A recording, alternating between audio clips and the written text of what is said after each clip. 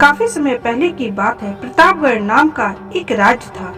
वहाँ का राजा बहुत अच्छा था, मगर राजा को एक सुख नहीं था, वह यह कि उसकी कोई भी संतान नहीं थी और वह चाहता था कि अब वह राज्य के अंदर किसी योग्य बच्चे को गोद ले ताकि वह उसका उत्तराधिकारी बन सके और आगे की बागडोर को सुचारू रूप से चला सके।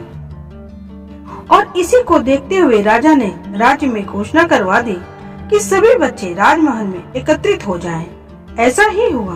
राजा ने सभी बच्चों को पौधे लगाने के लिए भिन्न भिन्न प्रकार के बीज दिए और कहा कि अब हम 6 महीने के बाद मिलेंगे और देखेंगे कि किसका पौधा सबसे अच्छा है। महीना बीत जाने के बाद भी एक बच्चा ऐसा था जिसके गमले में वह बीज अभी तक नहीं फूटा था, लेकिन वह रोज उसकी देखभाल करता था और रोज पौधे को पानी देता था। देखते ही देखते 3 महीने बीत गए। बच्चा परेशान हो गया।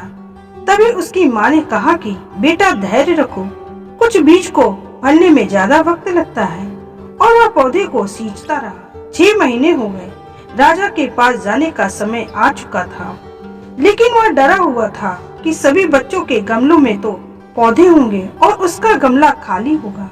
लेकिन वह बच्चा ईमानदार था और सारे बच्चे राजमहल में आ चुके थे।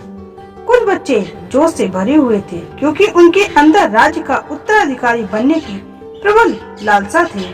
अब राजा ने आदेश दिया, सभी बच्चे अपने अपने गमले दिखाने लगे, मगर एक बच्चा सहमा हुआ था क्योंकि उसका गमला खाली था। तभी राजा की नजर उस गमले पर गई। उसने पूछा, तुम्हारा गमला तो खाली है?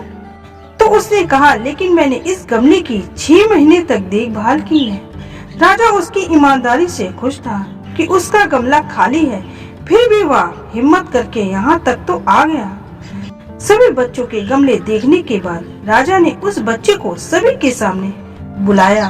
बच्चा सहम गया था और राजा ने वह गमला सभी को दिखाया।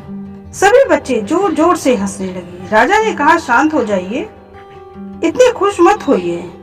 आप सभी के पास जो पौधे हैं वो सब बंजर हैं। आप चाहे कितनी भी मेहनत कर लें, उनसे कुछ नहीं निकलेगा।